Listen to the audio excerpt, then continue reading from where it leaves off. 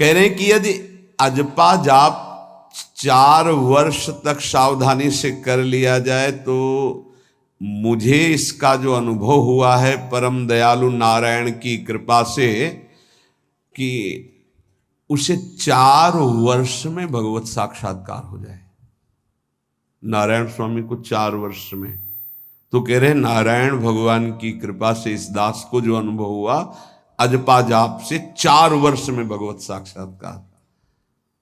पर अजपा जाप एक अलग है जो निरंतर चलता रहता है, चलाना नहीं पड़ता है। इतनी व्याकुलता इन महापुरुष के अंदर थी और इतने असंग थे, एक रस्सी केवल कमर में और टाट की पट्टी की लंगोटी, बस पूरा टाट ऐसे गमछे की तरह नहीं, केवल टाट की लंगोटी, एक रस्सी, बस पूरे जीवन में गर्मी सर्दी बरसात। और व्याकुलता इतनी थी कि प्राण त्यागने के लिए तैयार थे कि मुझे कोई सद्गुरु मिले। जब देखा कि उनके अनुकूल भाव नहीं बैठ रहा है तो हिमालय में पहाड़ी पे चढ़ के गिरने ही वाले थे अपने शरीर को नष्ट करने। कितनी बड़ी मुमुक्षुता। उसी समय पीछे से किसी ने पकड़ा और कहा, मंत्र ही तो चाहते हो ना, नारायण नारायण नारायण यही जपो, असंग रहो, असंग रहो, नारायण नारायण जपो।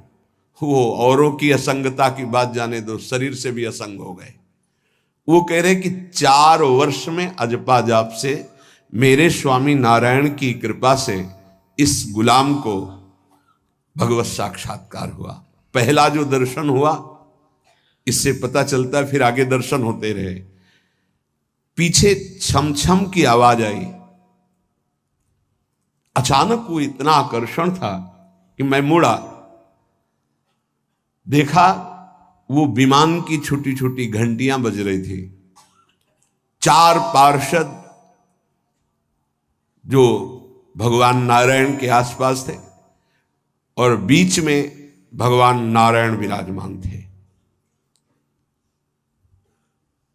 विमान नीचे उतरा, जो ही हमने देखा साष्टांग दंडवत किया, निहाल हो गए। मेरे स्वामी नारायण, जो नाम जप करोगे भगवान वही रूप का अनुभव कराएंगे। उन्होंने कहा, अब तुम्हारा जीवन कर्तव्य पूर्ण हो गया, अब तुम्हारे लिए कोई कर्तव्य नहीं। बद्रिकाश्रम चले जाओ और वहां बस मेरा भजन करते रहो, तुम्हारा काम पूरा हो चुका है। इस साधन से मैं कृतकृत्य हो गया, अजपा जाप से। ये अजपा जाप सब कोई कर सकता है, पर इसमें ये नियम है, वाणी से सत्य बोलना। अजपा जाप उसी का चलेगा, सत्य बोलने वाले का। ये जब उतरे हैं भगवत मार्ग में तो झूठ काहे को बोले भाई, काहे को झूठ बोले। लेकिन झूठ का तो ऐसा राज्य हो चुका है जबान पे, मतलब समझी में नहीं आता कि हम झूठ बोल रहे। और झूठ में कलयुग का वास है, असत्य, इसमें कलयुग का वास है। इसीलिए प्रायः सबकी वाणी से झूठ निकलता है। झूठे ही लेना, झूठे ही देना, झूठे ही भोजन, झूठ चबेना। तो कम से कम और भूले तो भूलो तुम जिन भूलो मालाधारी। अरे भगवत पार्षद, तुम क्यों भूल रहे हो कि तुम सत्य स्वरूप भगवान की आराधना करते हो। प्रेम पूर्वक जप करना, समदर्शित्व भाव लाना। अजपा जाप 24 घंटे होता है श्वास के साथ पहले। 4 वर्ष के साधन से विमान में आए हुए भगवान नारायण का दर्शन। भाई जी महाराज का तो ऐसे दर्शन, निज पार्षद जन निज जन थे, उनके बीच में भाई जी से पूछते जा रहे हैं, पूज्य श्री जयदयाल गोयनका जी, भगवान के चरण कितनी दूर हैं? बस बोले पास हैं, स्पर्श कर रहा हो।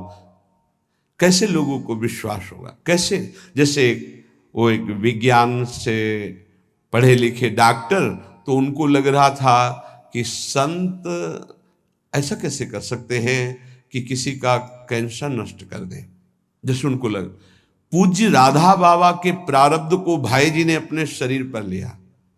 देखो, नाटक करना अलग बात है, सिद्ध संत जन करुणामय होते हैं।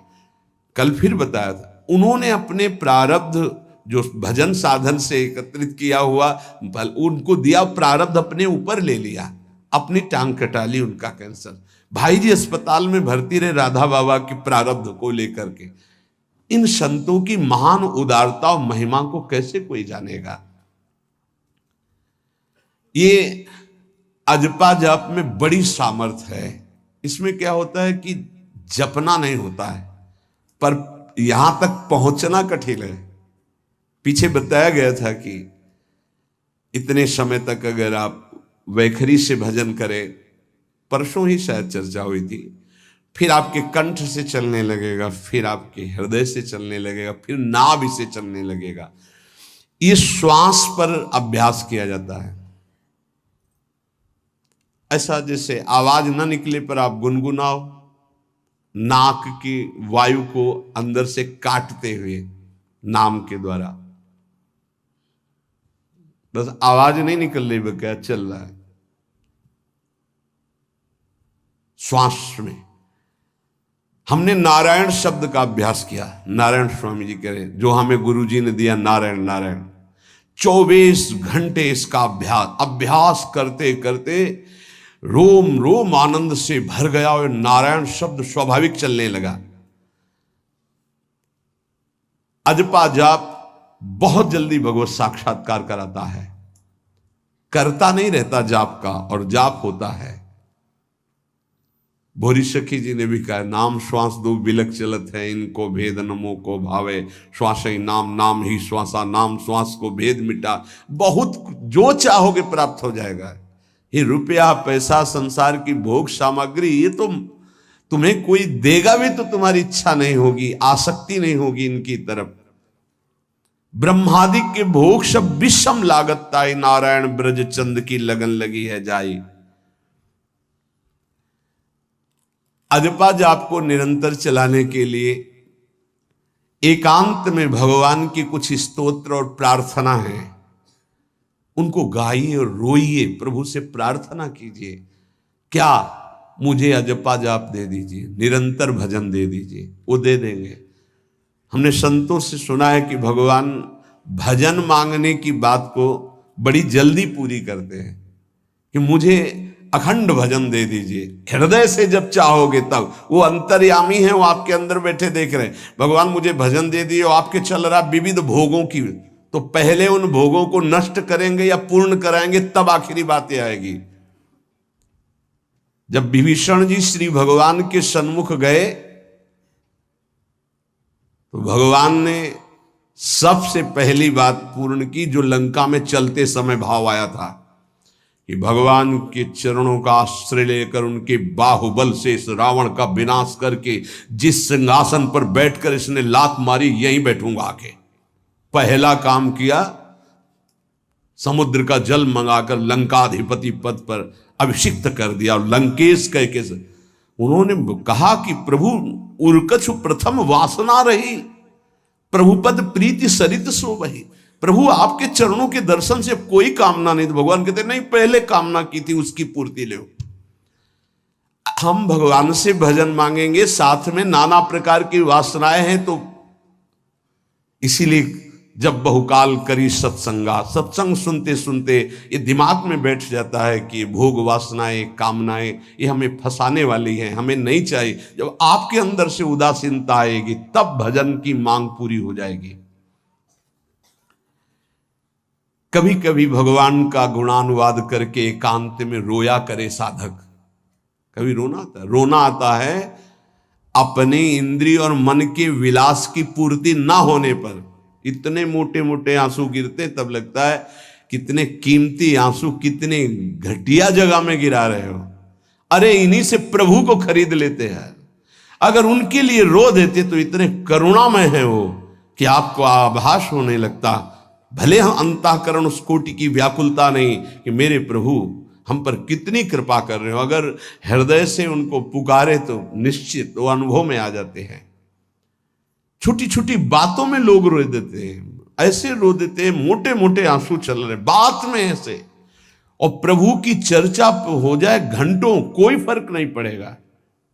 ये तो आश्चर्य लगता है। और भक्तों को चाहे जितना भीषण कष्ट हो, कभी आंसू नहीं निकल सकते। जब आंसू निकलेंगे तो भगवत भाव में निकलेंगे। कह रहे नारायण स्वामी कि अजपा जाप के लिए भगवान से प्रार्थना करो, कभी कभी एकांत में उनके स्तोत्र हैं, गुण हैं, उनको गा गा कर रो, उनसे प्रार्थना करो, हे दीन बंधु मुझे अपना अखंड भजन दे दो। जो चाहिए सब प्राप्त हो जाएगा। भजन से क्या नहीं प्राप्त हो सकता।